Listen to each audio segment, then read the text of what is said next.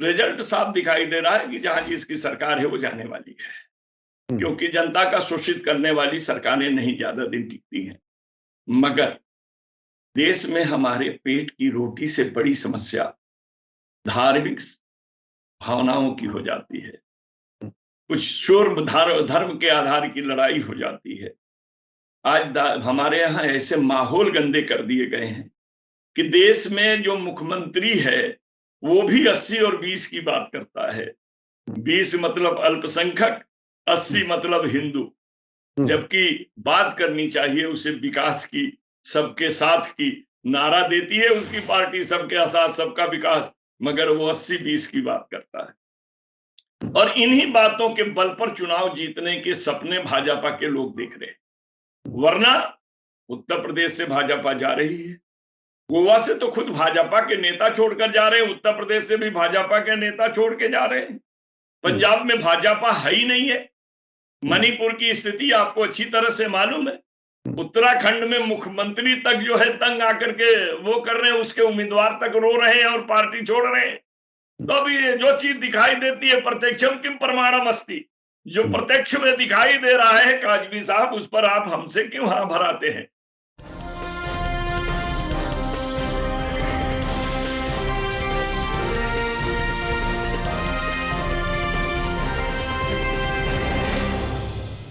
Hello, नमस्कार, आदाब, सत श्री अकाल और अस्सलाम वालेकुम। मैं हूं मोहम्मद अहमद काज़मी, लेकर आया हूं आपका पसंदीदा कार्यक्रम आप। बहुत ही दिलचस्प एक वाकया हुआ है। प्रधानमंत्री नरेंद्र मोदी दावोस में एक वर्ल्ड इकोनॉमिक फोरम की मीटिंग में बोल रहे थे वर्चुअली, यानी वो दिल्ली में थे और यहां से वो एड्रेस कर रहे थे। उसमें एक वाकया बहुत ही गैर मामूली हुआ है, जो अब तक कम से कम अपनी याद में ऐसा नहीं कोई वाकया हुआ। वो ये कि टेलीप्रॉम्प्टर के ज़रिए मोदी जी अपनी तकरीरें करते हैं।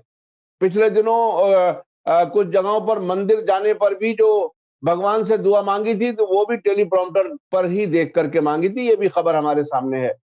अब इसमें अचानक तकरीर के बीच में तकनीकी खराबी हुई और उसमें खामोश हो गए और बिल्कुल एक अजीब सूरत हाल हुई। जिस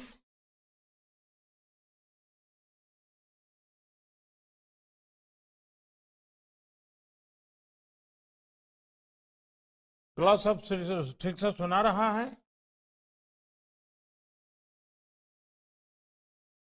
I hear you, Mr. President. और I'm in this. हमारा इंटरप्रेटर की आवाज भी पहुंच रही है सबको।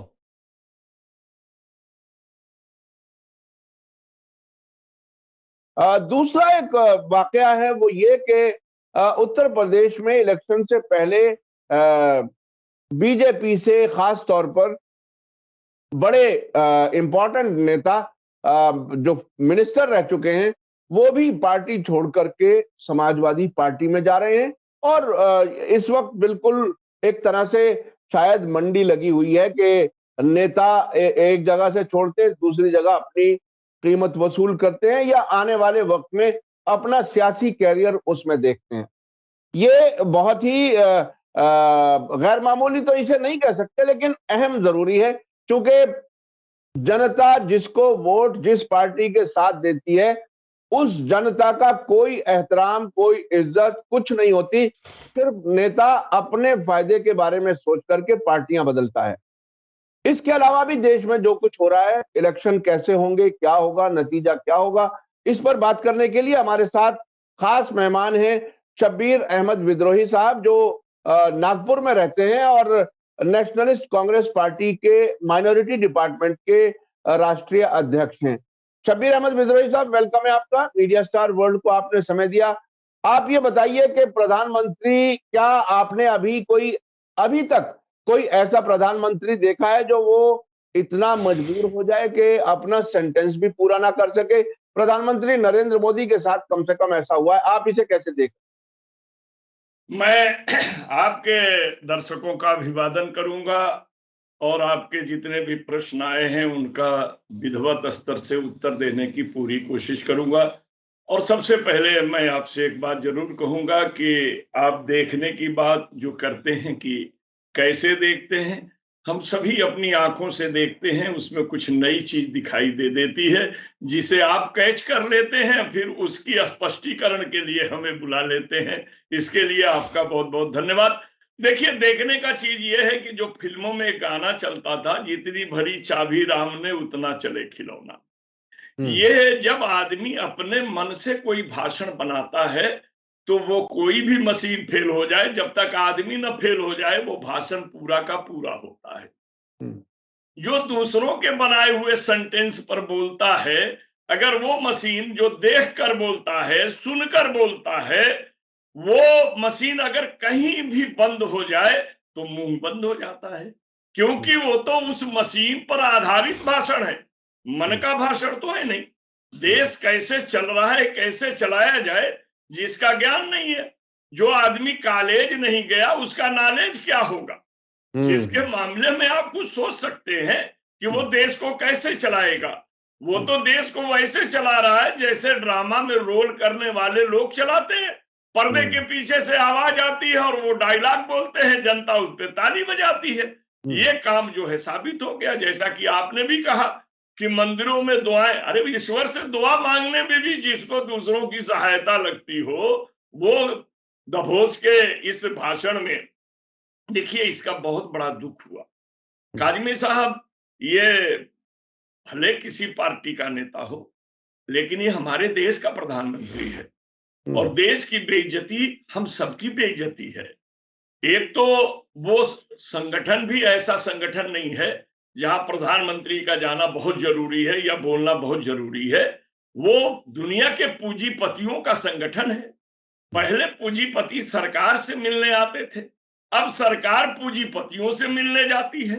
इसका सबसे बड़ा नुकसान क्या होता है मेरे भाई, कि पहले देखिए, पहले प्यासा कुएं के पास जाता था, अब हमने नल लगा करके टोटी प्यासों के पास पहुंचा दी है।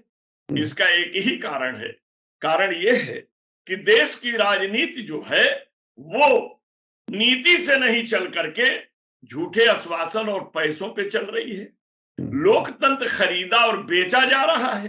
तो इन स्थितियों में अगर हम पूंजीपतियों से सांठ-गांठ नहीं बनाकर रखेंगे, तो हम चल नहीं पाएंगे, हम टिक नहीं पाएंगे।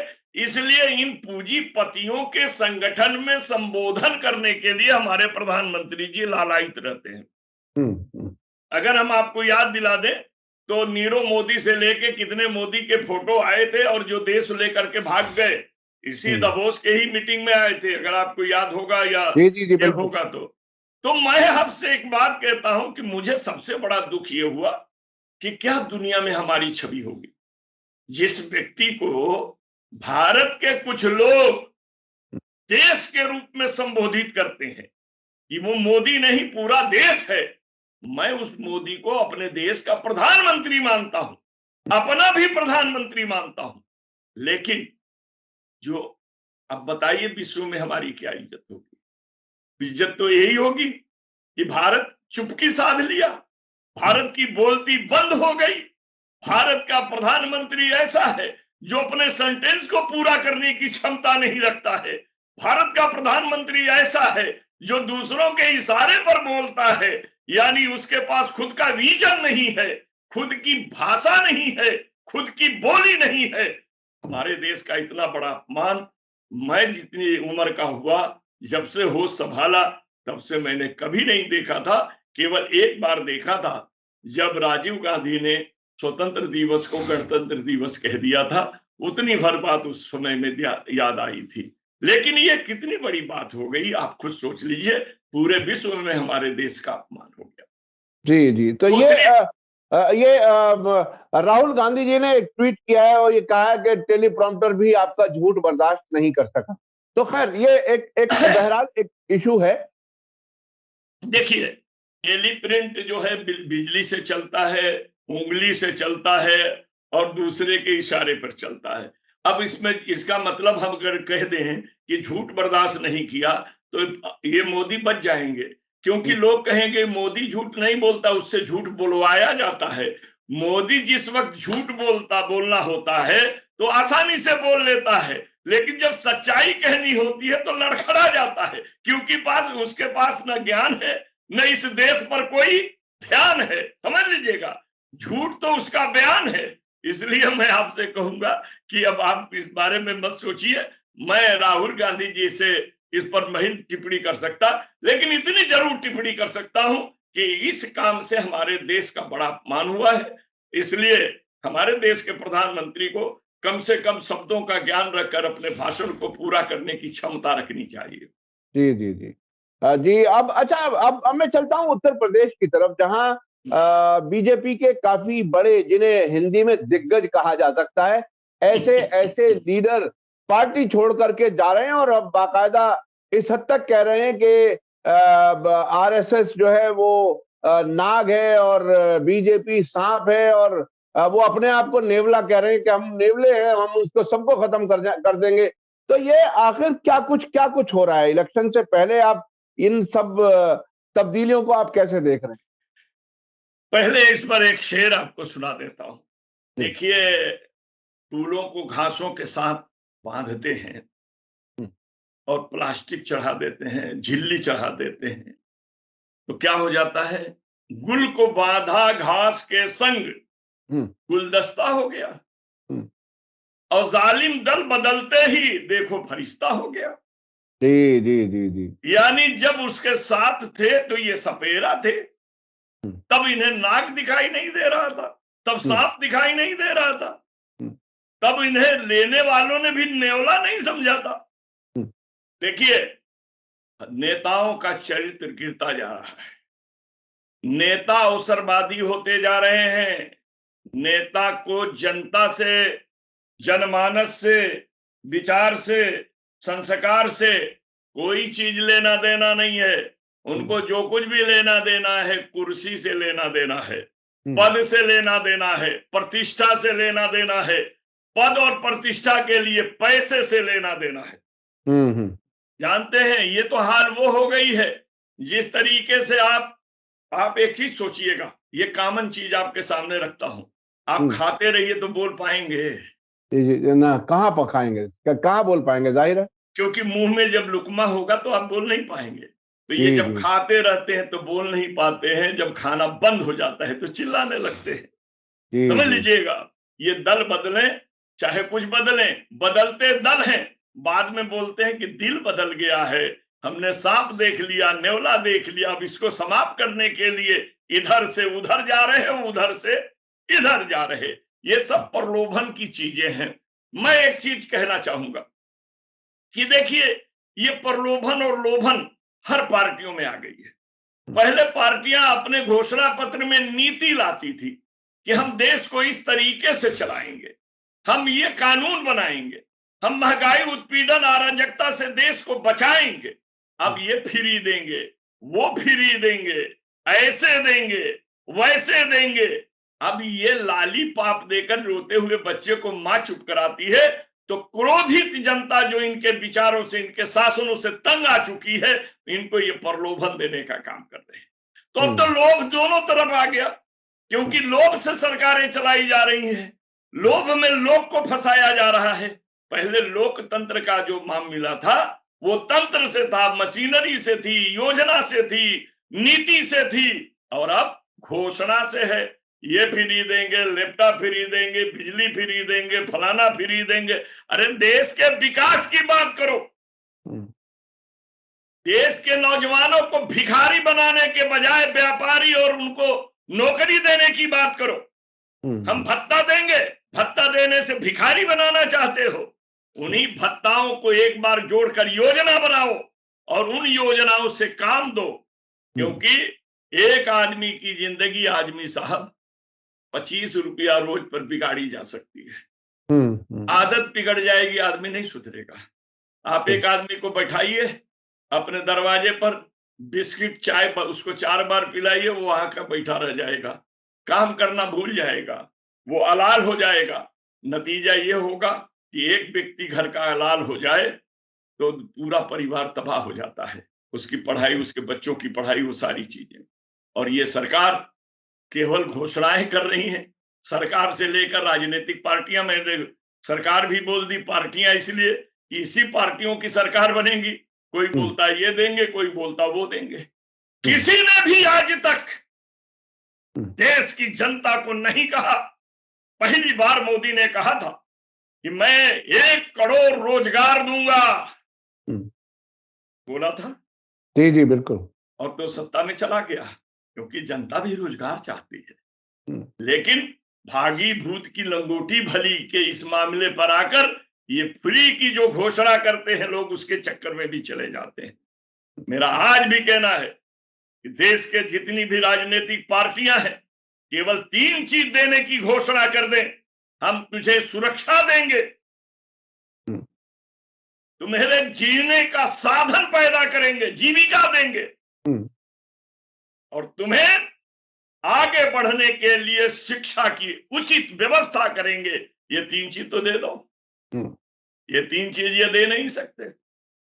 केवल हम लैपटॉप दे देंगे, हम फ्री की बिजली दे देंगे ताकि पंखा चलाओ और चुपचाप सो जाओ। दोगे फ्री कहां से? एक तरफ दाम बढ़ाओगे, दूसरी तरफ देने की बात करोगे। इसलिए देने वाले से हम साफ जनता से अपील करेंगे कि जो देने की बात कर रहा है वो फंसाने की बात कर रहा है, क्योंकि वो देकर तुमसे वोट लेगा, वोट लेकर चोट देगा। ये ध्यान रखना। जो तुम्हारी सुरक्षा करे, तुम्हारे परिवार को जीवने का साधन दे, जो तुम्हारी शिक्षा की व्यवस्था करे, स्वास्थ्य की व्यवस्था करे, क्योंकि देश में 100 की बड़ी आवश्यकता है, सुरक्षा की, स्वास्थ्य की, सड़क की, संडास की, ये सारी चीजें जो है, शिक्षा की, ये बहुत जरूरत है।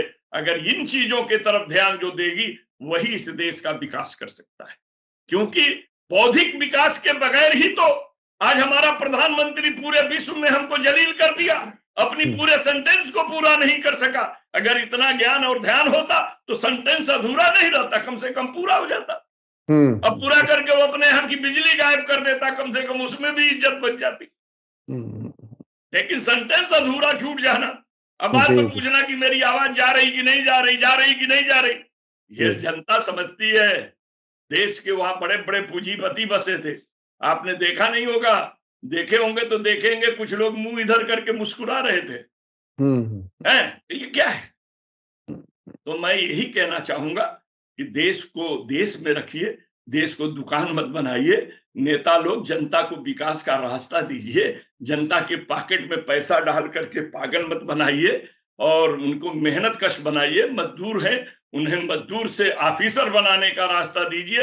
एक कुली रेलवे स्टेशन के रोशनी में पढ़ करके धीरे धीरे आज कलेक्टर बना है, आपको पता होगा, अखबारों में भी देखे होंगे। इस तरह से देश को बढ़ाने का काम कीजिए। पढ़े लिखे लोगों के हाथों में रिश्वत तुम लेकर के, इनको पैसा दे करके चाहते हो कि ये भी भिखारी बने रहें, ताकि अपने अधिकारों की रक्षा न कर सके, अपने डिमांड की रक्षा न कर सके, अपनी बात को न रख सके। इस तरह से देश को बर्बाद करने से रोको। जो दे सकते हो शासन में, सुरक्षा, रक्षा, शिक्षा, व्यवस्था, वो देने की बात करो। ये बाकी बातों को बंद कर दीजिए। रह गया दल बदलने की बात, ये तो होता है, ये होता है। कारण ये है कि जब राजनीति नीति की होती तो कुछ नहीं बदलता। जब राजनीति सत्ता की है तो जिस चीज का सपना दिखाई देता है कि ये सपने से सत्ता में जा रहा है, लोग उधर जा रहे हैं। आप मालूम कीजिए, एक बार आप ऐलान कर दीजिए फलाने जगह पर ये चीजें बट नहीं है, आप दौड़ के देखिए कितनी लंबी कतार लग जाएगी। झूठ रहेगा कि सच रहेगा। तो ये देने की घोषणाएं इसलिए की जाती हैं कि हमारी कतारें लंबी हो जाएं, जनता बेवकूफ बने और हम सत्ता में आए फिर इन्हें बेवकूफ बनाएं। इसलिए मैं इन चीजों का विरोध करता हूं। अच्छा, इलेक्शन जो 5 राज्यों में हो रहा है, उसमें आप क्या देखते हैं? आखिरी सवाल मैं जानना चाहता हूं, आपका अपना क्या अंदाजा और अटकल है? क्या कुछ लगता है, नतीजा क्या होगा? देखिए, नतीजा तो साफ दिखाई दे रहा है कि जो सरकारें जहां हैं वो जाएंगी, पंजाब की सरकार को छोड़कर, क्योंकि चन्नी को चमन्नी से रुपया बनाने का काम मोदी जी ने कर दिया। नहीं तो वहां से भी कांग्रेस की सरकार जाने ही वाली थी, मगर चन्नी चवन्नी से रुपया हो गया। इन्होंने जो झूठ उसको दबाने के लिए किया, वो उसको उठाने का साधन बन गया, जो उसको आज मुख्यमंत्री पद का उम्मीदवार तक घोषित करने के लिए कांग्रेस को मजबूर कर रहा है। ये ध्यान दीजिएगा। रिजल्ट साफ दिखाई दे रहा है कि जहां जिसकी सरकार है वो जाने वाली है, क्योंकि जनता का शोषित करने वाली सरकारें नहीं ज्यादा दिन टिकती हैं। मगर देश में हमारे पेट की रोटी से बड़ी समस्या धार्मिक भावनाओं की हो जाती है। कुछ शोर धर्म के आधार की लड़ाई हो जाती है। आज हमारे यहाँ ऐसे माहौल गंदे कर दिए गए हैं कि देश में जो मुख्यमंत्री है वो भी 80 और 20 की बात करता है। 20 मतलब अल्पसंख्यक, 80 मतलब हिंदू, जबकि बात करनी चाहिए उसे विकास की, सबके साथ की। नारा देती है उसकी पार्टी सबके साथ सबका विकास, मगर वो 80-20 की बात करता है। और इन्हीं बातों के बल पर चुनाव जीतने के सपने भाजपा के लोग देख रहे हैं। वरना उत्तर प्रदेश से भाजपा जा रही है, गोवा से तो खुद भाजपा के नेता छोड़कर जा रहे हैं, उत्तर प्रदेश से भी भाजपा के नेता छोड़ के जा रहे हैं। पंजाब में भाजपा है ही नहीं है। मणिपुर की स्थिति आपको अच्छी तरह से मालूम है। उत्तराखंड में मुख्यमंत्री तक जो है तंग आकर के वो कर रहे हैं, उसके उम्मीदवार तक रो रहे हैं और पार्टी छोड़ रहे हैं। तो अभी जो चीज दिखाई देती है प्रत्यक्षम किम प्रमाणम अस्ति, जो प्रत्यक्ष में दिखाई दे रहा है काजवी साहब, उस पर आप हमसे क्यों हाँ भराते हैं? ये ऐसी चीजें हैं कि पुलवामा जैसे कोई घटना घट जाएगी तो फिर कोई ना कोई और बदलाव हो जाएगा, वरना सरकार जाने का रास्ता तय हो चुका है और हर पांचों जगह जो है परिवर्तन की लहर दिखाई दे रही है, केवल पंजाब को छोड़कर। बहुत बहुत शुक्रिया शब्बीर अहमद विद्रोही साहब, आपने बहुत ही अहम तबसरा किया। एक तो ये कि प्रधानमंत्री के डावोस में अचानक टेलीप्रॉम्प्टर खराब होने की वजह से खामोश होने पर जो आपने बताया कि बिल्कुल ऐसा ही है जैसे ड्रामे में किसी ने रोल दिया है और बस उतना बोल दिया जो जो जो ड्रामे में बताया गया है डायरेक्टर की तरफ से। दूसरा आपने ये बताया कि ये देश को बेचने वाला काम छोड़ें, देश को अच्छे से चलाएं और खास तौर पे सुरक्षा, जीविका, शिक्षा, स्वास्थ्य अगर ये दें तो ये राजनीति सही राजनीति होगी। देश के लोगों को भिखारी ना बनाएं। मुफ्त में सब कुछ बांट करके अगर आप बांटेंगे तो उससे इंसान निकम्मा बनता है और उसकी तरक्कियां रुक जाती हैं, यानी देश की तरक्कियां रुक जाती हैं। और आपने आखिर में पांचों राज्यों में बताया कि पंजाब को छोड़ करके जहां-जहां जिसकी सरकार है उसकी सरकारें बदलेंगी, यानी आपने भाजपा की जो सरकारें खास तौर पर हैं उनके बदलने की बात कही है। बहुत-बहुत शुक्रिया, आपने मीडिया स्टार वर्ल्ड को वक्त दिया। इसी के साथ मुझे दीजिए इजाजत। धन्यवाद, शुक्रिया। जय भारत, जय हिंद।